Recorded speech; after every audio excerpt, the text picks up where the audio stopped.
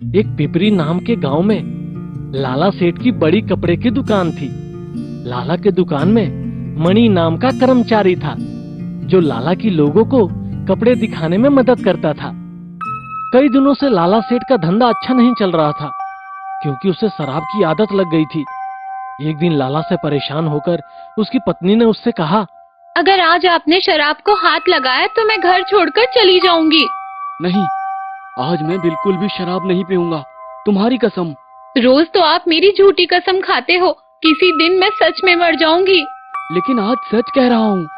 और लाला ने फोन रखकर मणि से कहा, हाँ, आज मैं जल्दी घर जा रहा हूँ, तुम दुकान बंद करके चाबी लेकर आ जाना। लाला घर जाने के लिए निकला। तभी उसे रास्ते में एक दोस्त मिल गया।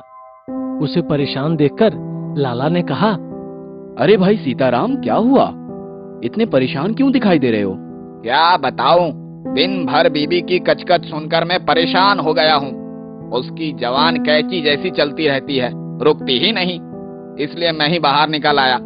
महीना भर काम करके पूरा पगार उसके हाथों में रख दिया।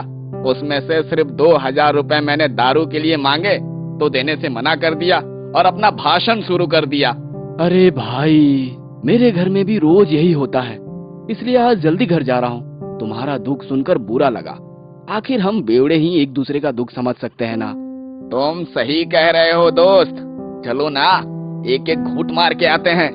नहीं यार, आज नहीं, बीबी फिर से तमाशा करेगी। कई देर सीताराम के कहने पर लाला मान गया और दोनों शराब की दुकान पर गए। लाला जी, पहले कल के 2000 दीजिए, उसके बाद ही आपको शराब मिलेगी। अरे भाई, किस बात के 2000? कल तो मैंने सिर्फ 300 रुपए की दारू पी थी। शराब पीने के बाद आपको होश कहाँ रहता है?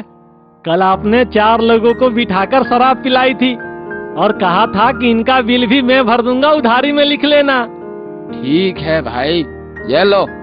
इसी तरह शराब वाला लाला को बेवकूफ बनाकर हमेशा पैसे लूटता था। थोड़ी देर में दोनों फुल शराब पीकर निकले। लाला जैसे ही घर पहुंचा तो उसकी बीबी उसकी हालत देखकर समझ गई कि आज भी लाला पी कर आया है। क्यों, आज भी मेरी झूठी कसम खाई ना? अरे थोड़ा धंधे पर ध्यान दो, घर में कुछ नहीं बचा है, आपने सारी बचत शराब में बहा दी है। अरे भाग्यवान, पैसा खर्च के लिए ही तो कमाया जाता है। जैसे तुम गहनों में पैसे उड़ाती हो, वैसे मैं दारू में उड़ाता हूँ। बस हिसाब बराबर। अब मैं चला सोने। इस तरह लाला बीबी की सारी बातों को नजरअंदाज करने लगा और पूरे दिन दोस्तों के साथ शराब की दुकान पर बैठा रहता। एक दिन लाला सीताराम के साथ शराब की दुकान पर बैठा था। तभी वहां पर मणि दौड़ते हुए आया। सेठ जी, जल्दी चलिए, सेठानी जी का एक्सीडेंट हो गया है। मैं उनको हॉस्पिटल में भर्ती करवा कर आया हूँ, मगर डॉक्टर ऑपरेशन करने से मना कर रहे हैं। बोल रहे हैं कि जब तक 4 लाख रुपए नहीं दोगे तब तक ऑपरेशन संभव नहीं है। जल्दी पैसे लेकर चलिए। क्या एक्सीडेंट? पर मेरे पास पैसे तो नहीं है, अब मैं क्या करूं? दोस्त सीताराम, आज पैसे दे दे, बीबी का ऑपरेशन है भाई। जा रे फोकटिया, मेरे पास कोई पैसा नहीं है। वो तो तू फ्री की पिला देता है, इसलिए तेरे साथ बैठ जाता हूँ। मैं तो चला घर। इन बातों ने लाला की सारी शराब उतार दी। वो हर जगह गया, दुकान के गल्ले से लेकर घर के आटे के डब्बों तक, पर उसे 1 रुपया नहीं मिला। उसने लोगों से उधारी भी मांगी, पर सबने शराबी समझकर उसे पैसे देने से मना कर दिया और पैसों का इंतजाम नहीं हो पाया। कुछ देर बाद मणि लाला के पास आया।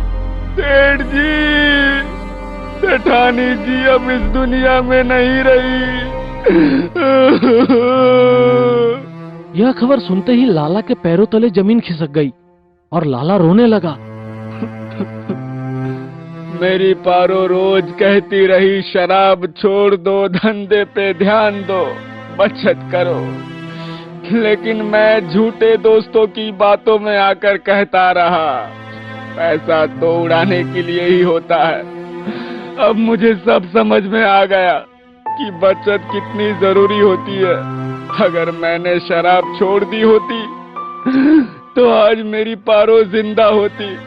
हे भगवान, मैं अब से कभी शराब नहीं पीऊंगा। बस मेरी पारो को वापस कर दो। तभी पीछे से एक आवाज आई। तो आज के बाद पक्का कभी शराब को हाथ नहीं लगाओगे ना? हाँ भगवान, पक्का। हाथ तो क्या, देखूंगा भी नहीं।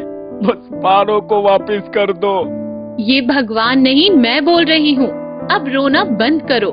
ये हमारी तरकीब थी ताकि तुम्हारी शराब छुड़ा सके।